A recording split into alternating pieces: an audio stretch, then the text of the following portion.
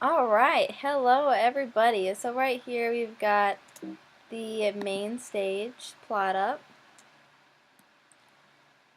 And I'm just going to be teaching you some of the basic tools. So as you can see in your left hand corner it should say basic. If for some reason it's not there, what you would do is you would go to your window, palettes, and then I believe it's the tool set or the basic. And then you would click on that and then it would pop up. So this first one, it looks like a little cursor, which it is.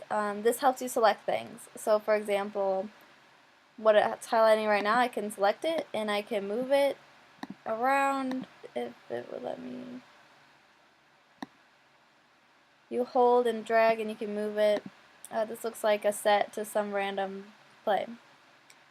If you move something and you really wish you didn't do that, press Command Z and it goes back to its original place. You can make it smaller, bigger by dragging it like a normal image. This hand tool, also a shortcut for this one is H on your keyboard. You hold and move your cursor around and it helps you move the page that you're working on. So right now we're at main stage and these are the electrics first, second, third, and fourth. And then to get to the front of house you drag down. There you go. Pretty awesome. This is the zoom button.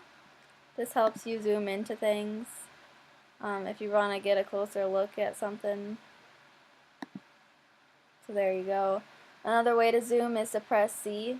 Just double click it and it will zoom into wherever you are. Or you can go up here where you see this magnifying glass and you can click like how much you want to see. This is the text tool. Oh my gosh. You just click somewhere and you type something. Woohoo! That's great. That's beautiful. Okay. This is if you want to label something. Whoa. Oh my god, look at that! That's awesome! So it's saying woo to the psych. That's pretty awesome, right guys? Alright, this is the line tool.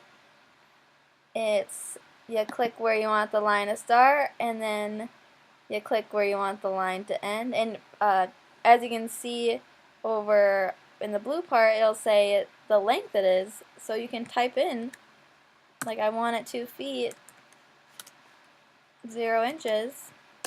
And then whip-de-doo-dah, that's what it does. And then you click where you want it. Or you can just free do it and be like, woohoo, clicky click. And let's say you're really determined to get a straight line, you would have the line bar and then hold the shift button and then it will ensure that your line is straight. This is a double line, same thing, but there's actually 2 of them really close together.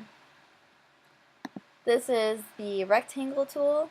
So this is where you make your awesome rectangles. You click where you want it and then you click where you want it to end, and just like the line you can type in exactly how you want your measurements and you literally just start typing numbers. You don't have to do any special hoo-ha's.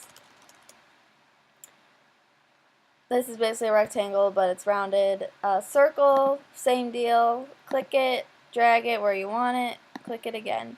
The circle tool is going to be great for when you want to start figuring out your areas for when you start making your own lighting plot.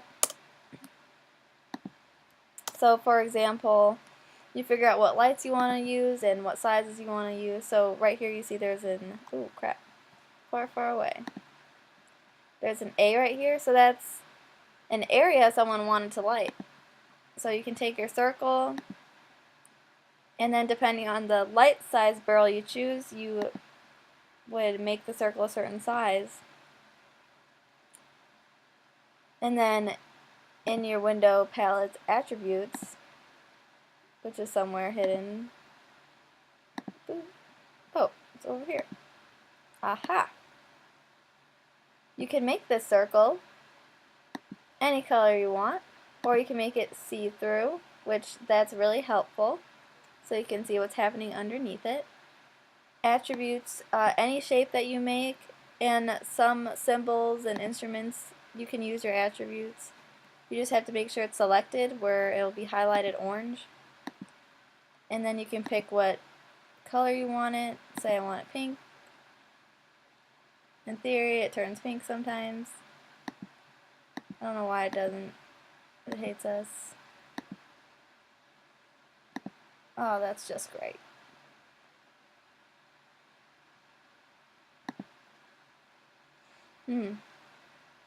Well, that's something we can figure out later if you really want your circle to be blue and pink, okay? Alright, and then this time you make ovals. Pretty self-explanatory, I feel like. Honestly, the colors might be turned off on this Vectorworks, which I honestly don't know how to do that, but I'm sure we can figure that out later. Okay, so this is a squiggly line. This lets you make a cool line. Oh my god, look at this. This is probably perfect for when you're wanting to do a signature. I don't know why you would, but you never know.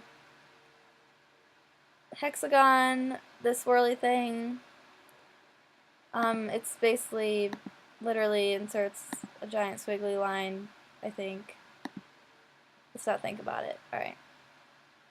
Alright, so this is one of my favorite tools. It's a rotate tool.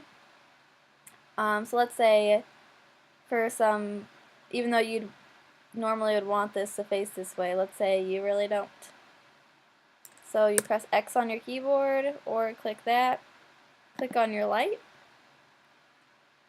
and then you click on rotate,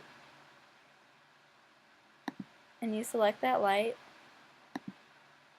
You click somewhere, and then you can rotate that light. And you can type in how much you want to rotate it to.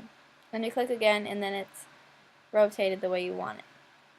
This is a mirror tool, so if you want to mirror one side, you would use this tool. I don't really use any of these other ones, to be honest. This is to make dimensions. Tape measure tool, if you're curious, it just measures stuff like a tape measure. You could also use line tool if you wanted. Hopefully this tutorial is helping you. If it's not, I'm sorry. Also, another interesting thing, if you want to highlight anything, you just have your cursor tool, your selection tool, and you can select stuff, and you can delete it or move it this way. Anything selected, it will move. So those are some of the basic tools from over here. And then we also have attributes, but we'll explain that later. Okay.